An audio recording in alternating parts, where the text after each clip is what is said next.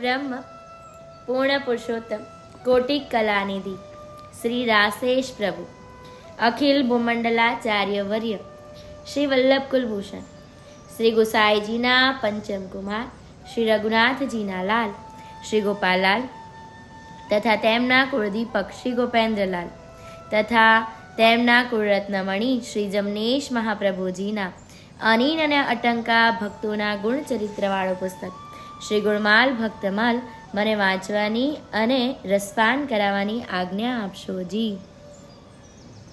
બોલો શ્રી ગોપાલ લાલ કી જય, શ્રી ગોપેન્દ્ર લાલ કી જય, શ્રી જમનેશ મહાપ્રભુ કી જય, શ્રી લાલજી મહારાજ કી જય, શ્રી યમુના મહારાની કી જય, પંચ ભગવદીય કી જય. વૈષ્ણવ છે 62માં ભટ્ટ કૃષ્ણદાસ. પહેલા સાંખી આપી છે તો હું એ સાંખી લઉં છું. એહા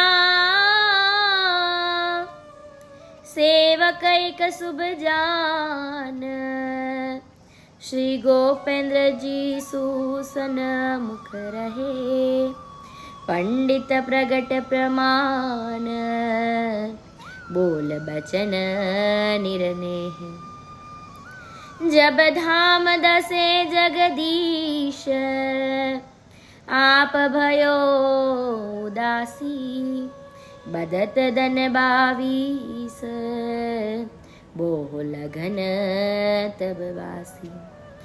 एहा द्वे मोदक पकवान के पाओ धारे प्रभु दीने, कहो रयो तुम संग द्रढ़ी भक्त कृष्ण कीने, द्रढ़ी भक्त कृष्ण कीने. ભાવાત કહેતા કહે છે કે કૃષ્ણદાસ ભટ્ટ જાતે ઔદિત્ય બ્રાહ્મણ વૈષ્ણવ હતા. એટલે બ્રાહ્મણ વૈષ્ણવ ઔદિત્ય બ્રાહ્મણ અને પંડિત પણ ખરા. તે ઉપલેટા નિવાસી એટલે ઉપલેટામાં તેઓ રહેતા. અને શ્રી ગોપેન્દ્રજી ઉપલેટે પધાર્યા ત્યારે શ્રી કૃષ્ણ ભટ્ટે પોતાના ઘરે પધરાવી પોતાના ઘરમાં જે રોકડ રકમ હતી તે તથા તેમની દીકરીના કડલા ઉતારીને તે સર્વ ભેટ કરી દીધું. એટલે પ્રભુ શ્રી ગોપેન્દ્રજી ઉપલેટા પધાર્યા. આ જે પ્રસંગ જે છે એ પુષ્ટિ સંહિતા ભાગ 2 408 નંબરના પેજ ઉપર આપેલો છે કે પ્રભુ શ્રી પરદેશમાં પધાર્યા છે અને ભેંસાણ આવ્યા અને ભેંસાણથી પછી ચોકી અને ચોકીએ આ ઉપલેટાવાળા જે વૈષ્ણવો જે છે એ બધા વૈષ્ણવોએ વિનંતી કરી અને પ્રભુ ત્યાંથી ધોરાજીથી ઉપલેટા પધાર્યા. હવે જ્યારે ઉપલેટા પ્રભુ પધાર્યા ત્યારે જીવણદાસ અને કૃષ્ણદાસ ભટ્ટ અને એની સાથે ગોવર્ધન એવા ઘણા બધા વૈષ્ણવો જે છે એમના પોતાના કુટુંબ સહિત દર્શન કરવા માટે પ્રભુજી પાસે આવ્યા. હવે ત્યાં વહુજીએ ઘરેણાં પહેર્યા હતા તે સર્વ શ્રીજીના ચરણમાં ભેટ ધર્યા. એટલે કે ઘરમાં રોકડ રકમ હતી કૃષ્ણદાસ ભટ્ટે એ પણ ધરી અને પોતાના દીકરીના હાથના જે કડલા છે એ પણ ઉતારીને સર્વસ્વ પ્રભુના ચરણે ધરી દીધું. હવે પ્રભુ શ્રીજી ઘણું જ પ્રસન્ન થયા અને શ્રીજીએ શ્રીમુખે કહ્યું કે કૃષ્ણદાસ તું તો અમારો છે. પ્રભુએ શું કહ્યું કે કૃષ્ણદાસ તું તો અમારો છે, કારણ કે એમના ભાવ ઉત્તમ હતા. અને એવા શ્રીમુખના વચન સાંભળી કૃષ્ણદાસ તો ગદગદિત થઈ ગયા અને રાજના ચરણમાં દંડવત પ્રણામ કર્યા અને મંદ વાણીમાં પ્રભુને કહે છે કે રાજ આપ પરમ ઉદાર છો અને અમો તો જીવ છીએ. એટલે પ્રભુને કહે છે કે પ્રભુ તમે તો ઉદાર છો, અમે તો પામર જીવ છીએ. આપની કૃપાનું દાન એ અદય દાન છે. એટલે કે આપની જે કૃપાનું આપ દાન કરો છો ને એ ખરેખર અદય દાન છે. તેને આ જીવ શું સમજી શકે? એટલે કે અમે તો પામર જીવ, અમે એ કૃપાનું જે મહાત્મય છે એ કઈ રીતે સમજી શકીએ? આવી શ્રીજી કૃષ્ણદાસને દીનતા જોઈને ખૂબ જ પ્રસન્ન થયા અને તેથી શ્રીજીએ પોતાના મુખનો ચર્વિત ઓગાલ એ કૃષ્ણદાસના મુખમાં આપ્યો. એટલે પ્રભુએ કૃષ્ણદાસ ઉપર આવી કૃપા કરી. પ્રભુ શ્રીના સેવક થયા ત્યારે પ્રભુએ એમની દીનતા જોઈ અને ત્યારે એમના મુખમાં એ પોતાનું અધ્રામૃત એવું ચરવિત ઓગાલ જે છે એ કૃષ્ણદાસના મુખમાં આપે છે અને ત્યાંથી આ કૃષ્ણદાસને ભગવદ રસ જે છે એ સ્ફુરાયમાન થયો અને શ્રીજીના સ્વરૂપમાં અલૌકિક લીલાની ઝાંખી થવા લાગી. એટલે કે ત્યારે જે પ્રભુના સ્વરૂપની અંદર તેમને અલૌકિક લીલાની ઝાંખી થઈ અને એવી કૃપા પ્રભુ શ્રી ગોપેન્દ્રજીએ કૃષ્ણદાસ ઉપર કરી અને આથી કરીને કૃષ્ણદાસે પ્રભુશ્રીના અનેક જશનું વર્ણન ગાયું છે. ઘણા આખ્યાન, ઘણા કીર્તનો, ઘણું બધું પ્રભુશ્રીનું ગાયું છે. આપણે ગાઈએ છીએ ને, આનંદની છે હેલી સોહાગી મારે, આનંદની છે હેલી, જંત્ર ન જાણું વાલા મંત્ર ન જાણું, પિયું દીઠે ફરું ઘેલી સોહાગી મારે, આનંદની છે હેલી. કૃષ્ણદાસ શ્રી ગોપેન્દ્ર સંગ રમતા, જીતી હું તો પિયું પહેલી સોહાગી મારે, આનંદની છે હેલી. એટલે જાણે પ્રભુનો ચરવિત ઓગાલ મુખમાં મૂકતા જાણે પ્રભુની પ્રીતને જીત્યા અને પ્રભુના એવા અનંત જશ એમણે ગાયા. હવે તે સમયે કૃષ્ણદાસની જે સ્ત્રી જે છે, જે આપણને ઉર્વશી આંટીની કાનીથી નામ મળ્યું લીલાબાઈ, એ લીલાબાઈ જે છે એને શ્રી ઠાકોરજી ઉપર એટલી પ્રીતની, એટલો ભાવ નહોતો જાગ્યો. આમ કહે ને કે જીવનું જેટલું ગજુ હોય એટલી પ્રીત એને પ્રાપ્ત થાય, તો એમ એને એટલો ભાવ નહોતો. એટલે શ્રી ઠાકોરજીએ ત્યારે કૃષ્ણદાસ ભટ્ટને કહ્યું કે આ શું કહેવાય? ઘરમાં જ્યારે સ્ત્રી, આપણે મહાવદાસકૃત રસસિંધુ ગ્રંથ છે ને, એમાં સ્ત્રી વિશે બહુ સરસ એમણે કહ્યું છે કે સ્ત્રી જે છે ને એમાં 3 અક્ષર છે. એક છે સ, બીજો છે ત અને ત્રીજો રી. એમાં જે 3 અક્ષર ભેગા કરીને ત્યારે સ્ત્રી બને. હવે એમાં જે શ જે છે એ વશ કરનાર છે, ત જે છે એ કામ ભરી, તત્વ કામ ભરી છે અને રી જે છે એ રીઝવે છે, એવો અર્થ અહીંયા આપ્યો છે. એટલે કે આ 3 ગુણની અંદર જે સ્ત્રી હોય ને એ કુશળ હોય છે. અને એટલા માટે પ્રભુ પણ એમ કહે છે કે જ્યારે સ્ત્રી વૈષ્ણવ ન બને ને ઘરમાં, ત્યારે એમ કહે છે કે સ્ત્રી તો મહારસ પાત્ર છે. એટલે ઘરમાં ગૃહાશ્રમ, વલ્લભાચાર્ય પણ એવું કહ્યું છે કે જ્યારે ગૃહાશ્રમ શ્રમથી આપણે કરીએ ને, કે ઘરમાં જ્યારે એક જ ધર્મ હોય, પતિ અને પત્ની બંને જ્યારે એક જ ધર્મ પાળતા હોય ને, ત્યારે એ પ્રભુની પ્રાપ્તિ સરળતાથી કરી આપે છે. એમ કહેવાય ને કે આપણને પણ એમ કહે છે કે પુરુષોને પણ, કે પુરુષોએ પણ સ્ત્રીના ભાવથી, આપણે ગોપીના ભાવથી, સ્ત્રીના ભાવથી આપણે પ્રભુની ભક્તિ જે છે સંપાદિત કરવાની હોય છે. તો જ્યારે સ્ત્રી જાતે જે પ્રભુમાં પ્રીતિથી કરે તો એ એના પુરુષને કોની પ્રાપ્તિ કરાવે છે? એ પ્રભુની પૂર્ણતા પ્રાપ્તિ કરાવી શકે છે. અને એટલા માટે જ એમ કહેવાય કે જો પ્રભુની પ્રાપ્તિ કરવી હોય સરળતાથી અને એક સારી રીતે આપણે દ્રઢતાથી કરવી હોય તો ઘરમાં માત્ર એક જ ધર્મ રાખવો, પતિ અને પત્ની બંનેની સેવા માત્ર એક જ હોવી જોઈએ. તો એમ અહીંયા જે કહે છે, તો એટલા માટે કૃષ્ણદાસ ભટ્ટને પ્રભુ એમ કહે છે કે તારી પત્ની જે છે એ કેમ આવું છે? વૈષ્ણવ છે પણ બહુ ભાવ નથી. અને ત્યારે ભટ્ટજી પ્રભુને કહે છે કે કૃપા સિંધુ, તેટલું તેનું ભાગ્ય ક્યાંથી હોય? એટલે પ્રભુને એમ કહે છે કે એનું એટલું ભાગ્ય નથી કે તમારી કૃપાનું એને એટલું બધું દાન થાય. જે આપના સ્વરૂપને ઓળખી શકે એનામાં એટલી એવી નથી કે જે તમારા સ્વરૂપને ઓળખી શકે. અને હવે આપ જો એના ઉપર કૃપા કરો તો કંઈક થાય, એવી દીનતા કૃષ્ણદાસ ભટ્ટે બતાવી. અને પ્રભુ તો દીનતાથી પ્રસન્ન થાય. તો અહીંયા જે પ્રભુ છે, ઠાકોરજી છે, ખૂબ એમના ઉપર પ્રસન્ન થયા અને કૃષ્ણ ભટ્ટની સ્ત્રી ઉપર પણ પ્રભુશ્રીએ કૃપા કરી. આવા કૃષ્ણ ભટ્ટ એ પોતે મહાન પંડિત પણ હતા. ઠાકોરજી પણ કહે છે એમના વચનામૃતમાં, અમદાવાદમાં જ્યારે બિરાજે છે ત્યારે, કે કૃષ્ણ ભટ્ટ રાઘવજી જાણીએ તમે સર્વો પંડિત છો, તો ધર્મશાસ્ત્રમાં સૌથી ઉત્તમ કયું? ત્યારે એવી શાસ્ત્રની ચર્ચા ચાલતી હોય છે ત્યારે પ્રભુ એમને સમજાવે છે કે બાકીના જે ધર્મશાસ્ત્ર જે છે એ માણસ નિર્મિત છે. એટલે કે પ્રભુએ એમને આજ્ઞા કરી હોય ને પછી એમને જે અનુભવ થયા હોય, એમને જેવું લાગ્યું હોય એના ઉપરથી એ થયા છે. જ્યારે ભગવદી જે છે એ ભગવદીના હૃદયમાં પ્રભુ બિરાજે છે અને ભગવદી એ લીલાના દર્શન કરી અને પછી એનું વર્ણન કરે છે. એટલે સૌથી ઉત્તમ તો એ ભગવદીના જ શાસ્ત્ર છે, એમણે લખેલા પુસ્તક જ છે. એમ ઠાકોરજીએ અહીંયા ખૂબ જ કૃષ્ણ ભટ્ટ ઉપર કૃપા કરી. પ્રભુ એમને સાનુભાવ જતાવવા લાગ્યા અને કૃષ્ણ ભટ્ટ પણ જ્યારે શાસ્ત્રાર્થ કરતા ને બધા ભગવદીઓને જ્યારે વૈષ્ણવોને વચનામૃત કરતા ત્યારે ગોપેન્દ્રજી જે છે એ સ્નેહાત્મિક સ્વરૂપ છે તેવું તેઓ પ્રતિપાદન કરતા. એટલે એમની વાણી પણ એટલી ઉત્તમ હતી અને જ્ઞાન પણ એટલું, અને પ્રભુએ પણ એવી કૃપા કરી અને એટલા માટે એવું એ પ્રભુ શ્રી ગોપેન્દ્રજી એ સ્નેહાત્મિક સ્વરૂપ છે એવું એ એમની સાંભળી રહેલા વૈષ્ણવોમાં એમના હૃદયમાં એવું પ્રતિપાદન કરતા અને એ સભાને જીતતા. એટલા માટે જ કૃષ્ણ ભટ્ટ જે છે એ બાવરા કહેવાના.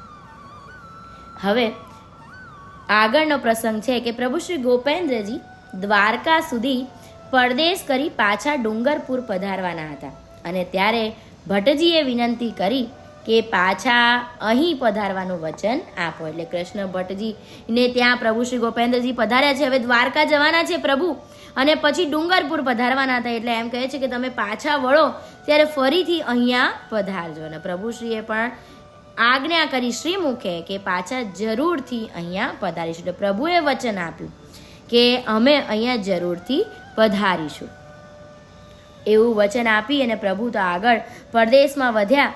શ્રીમુખે આજ્ઞા કરી અને દ્વારકા પધાર્યા, પણ ત્યાંથી આપ સ્વે ઈચ્છાએ પાછા ડુંગરપુર પધાર્યા. એટલે પ્રભુને એમ કહેવાય ને કે સ્વ ઈચ્છાથી પ્રભુએ આસુરા વ્યોમ લીલા કરવાની, એટલે કે પોતે નિજધામ પધારવાનું મનમાં કર્યું અને પોતે સ્વ ઈચ્છાથી ડુંગરપુર પધાર્યા અને ડુંગરપુરની હવેલીમાં જ એ ભગવદીઓના હૃદયમાં અંતર ધ્યાન થઈ ગયા. હવે પ્રભુએ વચન આપ્યું હતું કૃષ્ણ ભટ્ટને કે અમે પાછા જરૂરથી પધારીશું. પ્રભુએ તો સ્વ ઈચ્છાએથી, આ પણ પ્રભુની જ એક લીલા છે. એટલે પ્રભુએ તો સ્વ ઈચ્છાએ કરી અને ભગવદીના હૃદયમાં ડુંગરપુરની હવેલીમાં અંતર ધ્યાન થઈ ગયા છે. આ બાજુ કૃષ્ણ ભટ્ટને સમાચાર મળે છે અને ત્યારે કૃષ્ણ ભટ્ટને તો પહેલાં માનવામાં જ નથી આવતું. કેમ? કારણ કે પ્રભુ ઉપર અત્યંત દ્રઢતા, પ્રભુના વાણીમાં એમના વચનમાં અત્યંત વિશ્વાસ, સહેજ પણ શંકાને સ્થાનની. એટલે મનમાં સહેજ પણ એવું માનતા નથી કે ના પ્રભુએ વચન આપ્યું છે, પ્રભુ જરૂરથી પધારે, આવું તો બની જ ન શકે. પણ ત્યારે બધા વૈષ્ણવો કહે છે કે ના પ્રભુએ તો લીલા વિસ્તારી છે, ભગવદીના હૃદયમાં અંતર ધ્યાન થઈ ગયા છે. અને ત્યારે ભટ્ટજીએ, કૃષ્ણ ભટ્ટજીએ કહ્યું કે હું તો હવે પ્રસાદ નહીં લઉં. પોતાને ટેક એક લીધી કે હવે પ્રસાદ નહીં લેવા, પ્રભુ ન પધારે ત્યાં સુધી આ મુખમાં અન્ન મૂકવું નહીં, માત્ર જલ પ્રસાદી જ તેઓ લેતા. આવી રીતે માત્ર જલ પ્રસાદી ઉપર 21 દિવસ, કેટલા 21 દિવસ સુધી એમણે આવી રીતે જલ પ્રસાદી વગર, મહાપ્રસાદ વગર પોતે વ્યતીત કર્યા. વિરહ ભાવ હૃદયમાં જેમ જેમ દિવસ વધે છે તેમ તેમ હૃદયમાં વિરહ ભાવ વધતો જાય છે. મનમાં એવા અઢળક ભાવ આવે છે, પ્રભુ પ્રત્યે અઢળક વિરહ થાય છે. રોજ 1 કે 2 સાંખી બોલે છે અને પ્રભુની એ સાંખીમાં જે વિરહમાં મગ્ન રહ્યા કરે છે.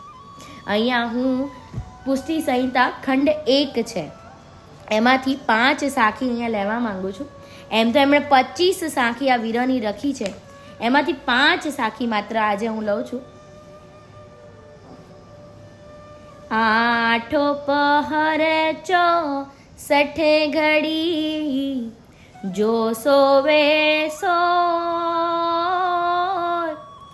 એહી નૈન में प्रीतम बसे कहाँ नींद कोठो रेवाला कहाँ નીંદ કોઠોરે કાજર કરું તો કરે સુરમો સહ્યો ન જા એક પિયાને નન મેં તહા દૂજો કહા સમાય વાલા તહા દૂજો કહા સમાય. એટલે એટલો વિરહ છે કે આ આંખની અંદર એમ કહે છે કે નીંદ પણ આવતી નથી. એક આંખમાં પ્રભુનું ચિંતન ચાલે ત્યારે આંખ બંધ થતી નથી. બીજી સાખીમાં કહે છે કે આંખમાં કાજલ હું કઈ રીતે કરું, કારણ કે આ નયનની અંદર તો પ્રીતમ વસે છે, તો એમાં બીજું કંઈ ક્યાંથી સમાઈ શકે. મારા પ્રીતમ આ નૈનમાં વસ્યા છે. हाँ जो हूँ ऐसो जानती, प्रीत किए दुख होय, शहर डंडेरो फेरती, प्रीत करो मत कोय वाला, પ્રીત કરો મત કોઈ. એટલે કૃષ્ણદાસ કહે છે વ્યંગમાં કે પ્રભુ જો હું જાણતી કે પ્રીત કરીને આટલું દુઃખ થાય છે, આટલો વિરહ થાય છે, તો હું આખા શહેરમાં ઢંઢેરો પીટતી કે ક્યારે કોઈ આવી પ્રીત ન કરે. હા તુમ બિછરું ન છનું મેં મરું, કો જયું બિન તો હે, તો સંભારતી મન મો બસી, સો જીવાવત મોએ, સો જીવાવત મોએ.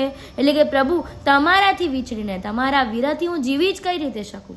ત્યારે મનમાં ભાવ આવ્યો કે તમારી જે સ્મૃતિઓ છે મારા હૃદયમાં છે, અને એ સ્મૃતિઓની યાદ હું હજી સુધી જીવી રહ્યો છું.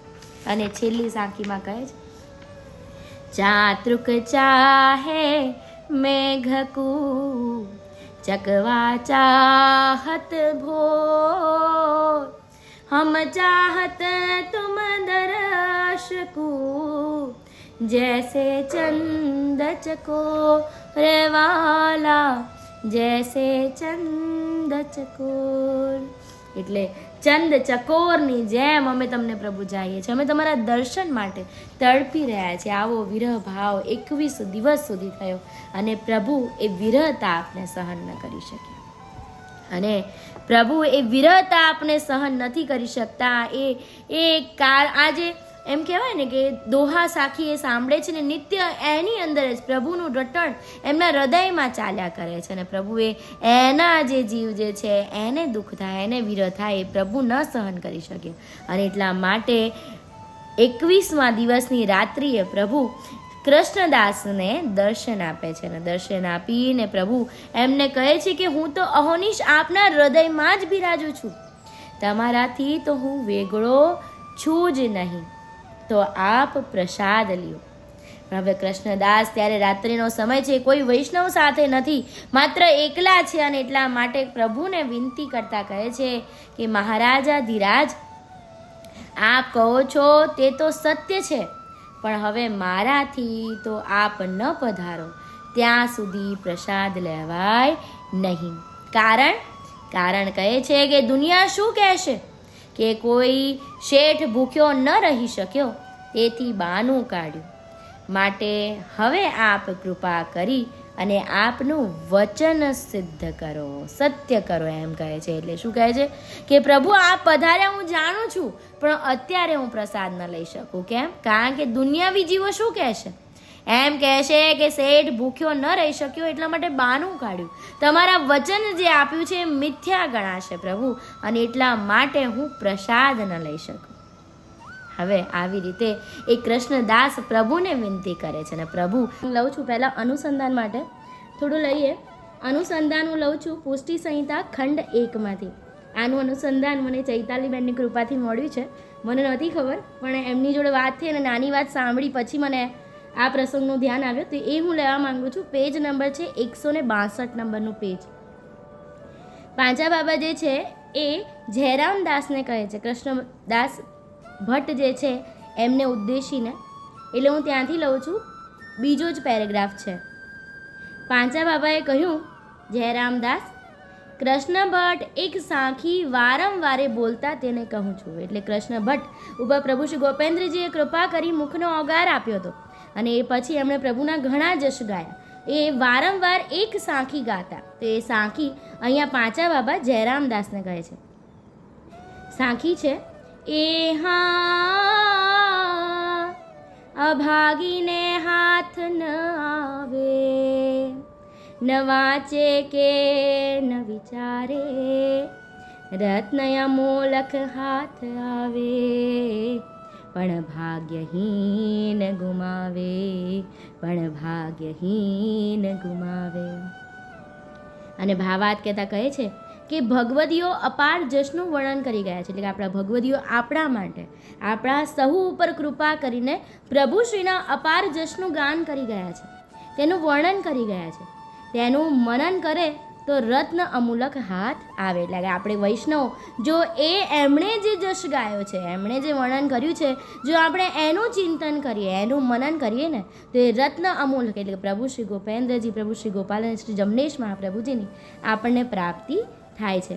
પણ તેમ કીધું કેમ છે, કેમ કહેવા માંગે છે? કારણ કે ધન્ય ભાગીને હાથ આવે, પણ ભાગ્યહીનને હાથ આવ્યું હોય તોય પણ તે ગુમાવે. એટલે કે અહીંયા એ બહુ અગત્યનું સમજાવવા માંગે છે કે ધન્ય ભાગી એટલે કે જે વૈષ્ણવ કુળમાં પ્રગટ્યા, જે વૈષ્ણવ કુળમાં આ જન્મ જેમણે જન્મ લીધો, એની સાથે એ વૈષ્ણવની માળાબંધી પણ થયા, એ ધન્ય ભાગી ત્યારે કહેવાય કે જ્યારે આ ભગવતીના જશને એ ગાય છે, એનું મનન કરે છે, ત્યારે એને પ્રભુની પ્રાપ્તિ થાય, અને ત્યારે તે ધન્ય ભાગી કહેવાય, એને પ્રભુની પ્રાપ્તિ થાય. પણ જે હીન ભાગી છે, હીન ભાગી એટલે શું? કે જે વૈષ્ણવ તો થયા, નામ નિવેદન તો લીધું, પણ પ્રભુના જશને ગાઈ નથી શકતા, પ્રભુમાં દ્રઢતા નથી ધરાવતા, અને આમથી આમ આ જે માર્ગના સિદ્ધાંતો છે એને માનતા નથી, ને આમથી આમ ભટક્યા કરે છે. જે બીજા ધર્મમાં માની રહ્યા છે, જે માળાબંધી છે છતાં બીજે નમન કરી રહ્યા છે, એ હીન ભાગી છે. એટલે કે વૈષ્ણવ કુળમાં એ અવતર્યા તો ખરા, પણ ખરેખર એ વૈષ્ણવ થયા નહીં, એટલે કે એ ભાગ્યહીન છે, અને જેથી કરીને હાથમાં આવેલું જે રત્ન છે એને પણ એ ગુમાવી રહ્યા છે. અને ત્યારે પાંચા બાબા કહે છે કે જયરામદાસ, વશરામદાસ, તમે બંને પ્રેમી ઊંચી દશાવાળા જીવ છો, એટલે કે તમે બંને ઊંચી દશાવાળા પ્રેમી જીવ છો, પ્રભુના લીલાના જીવ છો, અને જેથી કરીને ને તમને પ્રભુનું સ્વરૂપ સમજાય છે. આપણે પણ અહીંયા સમજવું કે જો આપણે દ્રઢતાવાળા છીએ અને પ્રભુના સ્વરૂપને સમજવા માટે ભલે ડગલું પણ ભરી રહ્યા છીએ ને, તો આપણે એ પ્રભુને ત્યારે જ પામી શકીશું જ્યારે આપણે ભગવદીના વર્ણનનો, એના જશનો આપણે આધાર લઈશું. અને બીજું સ્વરૂપ, પ્રેમનું સ્વરૂપ એ દૈવી જીવ સિવાય બીજું કોઈ સમજી શકે નહીં. એટલે કે બીજાને સમજવું દોયલું છે, કોઈ સમજી ન શકે આ પ્રેમના સ્વરૂપને, જ્યારે લીલાનો જીવ છે ને, જે પ્રેમનું સ્વરૂપ, તે જ એને સમજી શકે છે. પ્રેમ હરિ કો રૂપ હૈ, પ્રેમ હરિ કો રૂપ હૈ, હરિ પ્રેમ સ્વરૂપ, એક હોય દોયો લસે, જો રવિ અરુ ધૂપ. એટલે કહે કે પ્રેમ એ હરિનું સ્વરૂપ છે, અને હરિ એ પ્રેમનું સ્વરૂપ. અહીંયા એવું કહેવા માંગે છે કે જાણે રવિ અને ધૂપ એટલે કે સૂર્ય અને એનો પ્રકાશ, એ બંને એક જ છે, એ બંનેનો સ્ત્રોત એક જ છે. એવી રીતે હરિએ પણ, પ્રભુએ પણ એમના આ દિવ્ય સ્વરૂપમાંથી પ્રેમ રૂપે એમના અનેક સ્વરૂપોને પ્રગટ કર્યા છે, અને બધા સ્વરૂપો અને હરિ એ બંને એક જ છે. અને કૃષ્ણદાસ ભટ્ટ પણ એમાંનું જ એક સ્વરૂપ છે, જે પ્રભુને અત્યંત પ્રીતિ ધરાવતા, અત્યંત દ્રઢતાવાળા હતા. પ્રભુએ પણ એમના ઉપર અત્યંત કૃપા કરી. આપણે અડધો પ્રસંગ જોઈ ગયા કે જેની અંદર પ્રભુ શ્રી ગોપેન્દ્રજી દ્વારકા જવા નીકળે છે અને ડુંગરપુર પછી પધારવાના હતા, ત્યારે કૃષ્ણ ભટ્ટજી એમ કહે છે કે આપ ઉપલેટા એકવાર પધારજો. અને પ્રભુ શ્રી ગોપેન્દ્રજી એમને વચન પણ આપે છે કે હા, અમે પાછા પધારીશું. પણ સ્વ ઈચ્છાએથી, નિજ ઈચ્છાએથી પ્રભુ ડુંગરપુર પધારે છે સીધા, અને પછી ડુંગરપુરની હવેલીમાં જ ભગવતીના હૃદયમાં અંતર ધ્યાન થઈ જાય છે. આ બાજુ કૃષ્ણદાસ ભટ્ટને સમાચાર મળે છે અને વિશ્વાસ આવતો નથી, પ્રભુનું વચન ક્યારે મિથ્યા ન જાય, અને એટલા માટે મનમાં દ્રઢતા સાથે કહે છે કે હવે પ્રભુ આવે પછી જ જલ પ્રસાદી લઈશ. એટલે કે માત્ર જળ લેતા પ્રસાદ હું નહીં લઉં, જ્યાં સુધી પ્રભુ ન આવે ત્યાં સુધી. એવી રીતે વિરહની અંદર એમણે 21 દિવસ વ્યતીત કર્યા. કેટલા દિવસ? 21 દિવસ. હરેક દિવસ એક અલગ જ દિવસમાં 2 થી 3 વાર વિરહ સાંખી એ બોલતા, અને પ્રભુની એ સાંખીમાં જ પોતે મનને ચિંતન કરતા. એક સાંખી છે, અહીંયા લઉં છું. ભાવતા કો બીછુરે સૂક્યો સકલ શરીર, પાપીને ન સૂકે નહીં, સો ભર ભર આવે નીરવાલા, સો ભર ભર આવે નીર. એટલે કહે છે કે પ્રભુથી આ વિચરીને, આ વિરહ થઈને પ્રભુથી વિચરીને મારું જે શરીર છે એ સુકાઈ રહ્યું છે. પ્રભુની યાદમાં વિરહમાં તન જે છે એ શરીર સુકાઈ રહ્યું છે. પણ પાપી નૈન એવા છે ને કે જે એક જ સુકાતા નથી. સર્વસ્વ સુકાઈ રહ્યું છે પણ આ નૈન છે ને એ સુકાતા નથી. એમાં તો ભર ભર નીર આવે છે. એકદમ પ્રભુના વિરહને એટલા તડપી રહ્યા છે એને જોવા માટે કે એની અંદરથી અશ્રુ ધારા વહી રહી છે. આવો વિરહ એ કૃષ્ણદાસ ભટ્ટને થઈ રહ્યો છે. અને જ્યારે એના ભગવતીને વિરહ થાય ને તો પ્રભુ એ ક્યારેય ન સહન કરી શકે. અને એટલા માટે 21મા દિવસની રાત્રે પ્રભુ કૃષ્ણદાસને સ્વપ્નમાં આવે છે અને કહે છે કે કૃષ્ણદાસ, આપ પ્રસાદ લ્યો, હું તો અહોનિશ આપના હૃદયમાં બિરાજું છું. પ્રભુ એમના ભક્ત માટે પોતે ત્યાં પ્રગટ થાય છે અને દર્શન આપે છે કૃષ્ણદાસ ભટ્ટને. એમ કહે છે કે હું તો તમારા હૃદયમાં જ બિરાજું છું, તો માટે આપ પ્રસાદ લ્યો, તમારાથી વેગળો હું નથી. એટલે કહે છે કે હું આપનાથી વેગળો નથી. પણ કૃષ્ણદાસ ભટ્ટ તો શેના માટે પ્રણ લીધું હતું? પ્રભુના વચન માટે. પ્રભુએ વચન આપ્યું છે, મિથ્યા કેમ જાય? અને એટલા માટે કહે છે કે પ્રભુ આપ તો બધાની વચ્ચે મને દર્શન આપો. કેમ? કારણ કે જો હું અત્યારે પ્રસાદ લઈ લઈશ ને તો બધા એમ કહેશે કે આનાથી ભૂખ્યું ન રહી શકાયું. અને એટલા માટે બહાના બતાવી અને પ્રસાદ લઈ લીધા. અને દુનિયા આવું કહેશે, મારાથી જીરવાશે નહીં. પ્રભુ તમારા વચનને મિથ્યા ગણશે, મારાથી રહી ન શકાય. એટલા માટે આપ આપનું વચન જે છે એ સત્ય કરો. આપણે ત્યાં સુધી જોઈ ગયા. હવે આગળનો પ્રસંગ લઉં છું. પ્રભુને વિનંતી કરી, પ્રભુ તો એના દાસને જાણે વશ છે. અને એટલા માટે 22મા દિવસે સવારે જશવંત રાવળ, બીજા કેટલાક વૈષ્ણવો અને કૃષ્ણદાસ એ ચોકમાં બેઠા છે. અને પ્રભુ શ્રી ગોપેન્દ્રજી હૃદયમાં, ભગવતીના હૃદયમાં પ્રગટ થયા. એમણે કહ્યું હતું ને કે હું તો મારા ભગવતીના હૃદયમાં બિરાજું છું. અને ત્યારે તેઓ એક ભગવતીના હૃદયમાં પ્રગટ થયા અને બધાની વચ્ચે એમણે હાથમાં 2 વાટ પકવાનથી ભરેલી પકડેલી છે. અને કૃષ્ણદાસને કહે છે કે કૃષ્ણદાસ, હવે લ્યો પ્રસાદ. કેવું કહે છે? પ્રભુએ તો એમના ભક્ત માટે આટલું બધું કર્યું. આપણા એમ કહે ને કે અહમ ભક્તો પરાધીનમ, એટલે કે હું તો મારા ભક્તને વશ છું. એમ પ્રભુએ એમના ભક્તની જે માંગણી હતી એ પ્રમાણે, એ દ્રઢતા પ્રમાણે એમને દર્શન આપ્યું અને બધાની વચ્ચે કહ્યું કે કૃષ્ણદાસ પ્રસાદ લ્યો. આવા પરમ કૃપા પાત્ર છે કૃષ્ણદાસ ભટ્ટ. અને એવો જ પ્રતાપ એમની વિરહ સાંખીની અંદર પણ છે. એનો આજે આપણે એક અનુભવ કરીશું. હું સર્વેને ખાલી એટલી જ વિનંતી કરીશ કે પોતાના હૃદયની અંદર આ જે પ્રસંગ છે એને નિહાળવાનો પ્રયત્ન કરીએ. અને કૃષ્ણદાસ ભટ્ટની કાનીથી અને પાંચા બાબાની કાનીથી આપણને પણ પ્રભુના દર્શન થાય. પેજ છે 164 નંબરનું પેજ. અને તેમાં કહે છે કે પ્રભુ શ્રી ગોપેન્દ્રજી નિજધામ પધાર્યા. કૃષ્ણદાસ ભટ્ટને અપાર વિરહ થયો અને એમણે 25 વિરહ સાખી લખી. દરરોજની 1 કે 2 સાખી એ બોલતા અને એમાં જ મગ્ન થઈ જતા. ડોસા બાબાએ કહ્યું કે આચા બાબા, હવે આપ આ પોથીનું રસપાન કરાવો. એટલે કે જેમાં એ વિરહ સાખી છે એ પોથીમાંથી આપ વાંચી અને અમને રસપાન કરાવો તો અમે પણ રળિયામણા થઈએ. જયરામદાસ, આ સાખી કૃષ્ણ ભટ્ટે સિદ્ધ કરી છે. જે જીવ આ સાખીનો પાઠ વિરહ ભાવ રાખીને કરે તો શ્રી ગોપેન્દ્રજીને સત્વર દર્શન દેવા પધારવું પડે છે તેવો ભાવ તેમાં મૂક્યો છે. એટલે કે આ સાખી જો તમે સાચા હૃદયથી એનું ગાન કરો, એનો પાઠ કરો ને તો પ્રભુ શ્રી ગોપેન્દ્રજી તુરંત જ આપને દર્શન દેવા પધારે એવો ભાવ કૃષ્ણદાસ ભટ્ટે આની અંદર મૂક્યો છે. એટલે કે ચોકમાં પાંચા બાબા બિરાજે છે, ડોસાભાઈ છે, બધા વૈષ્ણવો છે અને ત્યાં આગળ આ વિરહ સાખીનો પાઠ થવાનો છે. વિરહ ભાવનો આ માર્ગ મુખ્ય છે. એટલે કે આપણા માર્ગની અંદર વિરહ ભાવ જે છે એ ખૂબ અગત્યનો છે. ગોપીજનો વિરહ ભાવથી પ્રભુની લીલાનું ધ્યાન કરતા તો પ્રભુ તેમના હૃદય કમલમાંથી પ્રગટ થઈને દર્શનનું દાન કરતા. એટલે કે ગોપીજનો જે છે નિત્ય પ્રભુનો વિરહ ભાવથી પોતે એ હૃદયમાં પ્રભુનું ધ્યાન ધરતા અને વિરહને વશ થઈને પ્રભુ તેમના હૃદયની અંદર એમને દર્શન આપતા. આવો વિરહ ભાવનો પ્રકાર છે જે જાણ્યામાં આવે તો આપણે નિહાલ થઈ જઈએ. હવે હું તે પાઠ નિત્ય કરું છું. લે વશરામ, સાંભળ. તેનો ભાવ ઘણો વિરહનો ઊંચો છે. એટલે કે હવે પાંચા બાબા જે છે એ સાંખીને સમજાવી રહ્યા છે. સાવધાન થઈને સાંભળો. આપણે બધા પણ સાવધાન થઈને સાંભળીએ. હરદા હાથ રાખજો, કારણ કે વિરહ છે એટલે તમે એ વિરહ ભાવમાં ન આવી જાઓ. સાંભળતા કાંઈ રસ બહાર પ્રગટ ન થઈ જાય. કેમ? કારણ કે આ તો વિરહ રસ છે, એ બીજાને ન દેખાઈ જાય એવું ધ્યાન રાખજો.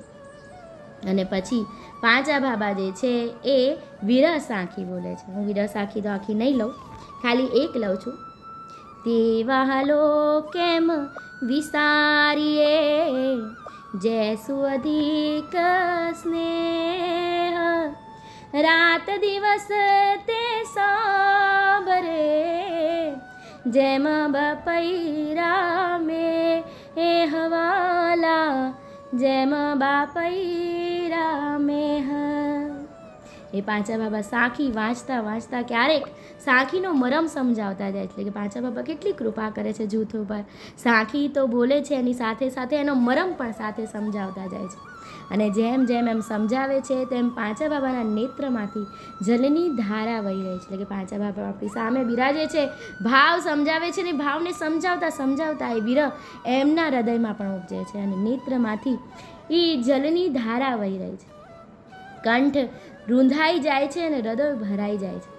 હવે પાંચા બાબાની દેહની દશા પલટાતી જોઈ વિરહની વેદના વધતી જતી હતી. અને એટલા માટે કહે છે કે ડોસાભાઈ અને ધનાભાઈ બંને એકી ટસે જોઈ રહ્યા છે, પણ મનમાં ખબર છે કે પાંચા બાબાને દેહનું અનુસંધાન હવે રહ્યું નથી, પણ એને ટોકવા કેવી રીતે? અપરાધ પડે તો એટલે કાંઈ બોલતા નથી, વારતા નથી બાબાને. બાબા સાંખી વાંચીને તેનો મરમ કહેતા આગળ વાંચતા કહે છે. અને પાછા ડોસાભાઈને કહે છે કે આ વિરહનો રસ છે, બીજા સુધી ન જાય ને એટલા માટે એમને લખવાની પણ ના પાડી કે તમે હવે આગળ લખશો નહીં.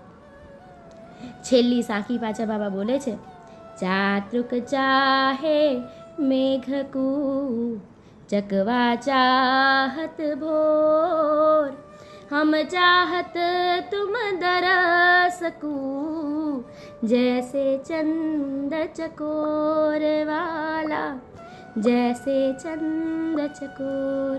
અને આમ કહેતા જ પાંચા બાબાનું દેહાનુસંધાન રહિત થઈ જાય છે અને બાબાના હૃદય કમલમાંથી એકાએક અદ્ભુત અલૌકિક દિવ્ય તેજ પ્રગટ થયું. એટલે કે વિરહ સાંખીનો પ્રભાવ એમ પાંચા બાબાના હૃદયમાં જે વિરહ ઉત્પન્ન થયો એ વિરહના કારણે પ્રભુ શ્રી ગોપેન્દ્રજીએ કહ્યું ને કે આગળ પ્રભુને દર્શન દેવા મજબૂર થવું પડે છે, એમ કે આવવું જ પડે પ્રભુને. અહીંયા બાબાના હૃદય કમલમાંથી અદ્ભુત એક અલૌકિક તેજ પુંજ પ્રગટ થયું અને જેથી સૌ અચંબો પામ્યા. બાબાના હૃદય કમલમાં સાક્ષાત નિજધામની લીલાનું દર્શન અલૌકિક દિવ્ય અદ્ભુત અને આશ્ચર્યચકિત થયું. એટલે કે નિજધામની અલૌકિક લીલાનું દર્શન પ્રભુ શ્રી ગોપેન્દ્રજી અહીંયા બાબાના હૃદય કમલમાંથી સર્વે વૈષ્ણવોને કરાવે છે. પ્રભુ શ્રી ગોપેન્દ્રજી સાથે નિજ અંતરંગ જૂથ બિરાજી રહ્યું છે. માત્ર પ્રભુ શ્રી ગોપેન્દ્રજી નહીં પણ ત્યાં આગળ નિજ અંતરંગ જૂથ ત્યાં પ્રભુ સાથે બિરાજી રહ્યું છે એવું દર્શન એક ઘટિકા સુધી સર્વેને થયું. સૌ મુગ્ધ ભાવે એકી ટસે નિરખી રહ્યા છે. કેવી કૃપા! ભગવદીના હાથ પકડો ને તો આવી કૃપા આપણા ઉપર થયેલી. બાબાની કૃપાથી આવા અત્યંત સુંદર દર્શન આ સર્વે વૈષ્ણવોને થયા એક ઘટિકા સુધી. અને સર્વે વૈષ્ણવો તો બાબાના ચરણમાં પડી ગયા. ડોસાભાઈ તો એમ કહે છે કે મેં તો બાબાના ચરણ જ પકડી લીધા. ધનભાઈ સાવધાન થઈને દર્શન કરી રહી છે, પણ અંતે એ પણ શુદ્ધ ખોઈ બેઠા. એ લીલામાં જાણે સર્વ કોઈ મગ્ન બની ગયા. જયરામદાસ અને વશરામદાસ તો રડમસ થઈ ગયા અને તે સમયે સર્વેના નેત્રમાંથી જલ ભરાઈ ધારા છૂટી રહી. અને તે સમયે ડોસાભાઈ કહે કે લીલાનું દર્શન કરતા મને તે વખતે જે ભાવ ઉપજ્યો એ મેં કીર્તન લીધું. પ્રભુજી મેરે પ્રગટ પ્રમાણ દેખાયો, પ્રભુજી મેરે પ્રગટ પ્રમાણ દેખાયો, કઠણ કલી મેં રાખી લીનો, કઠણ કલી મેં રાખી લીનો, શ્રુદઢ કરીને સહાયો, પ્રભુજી મેરે પ્રગટ પ્રમાણ દેખાયો.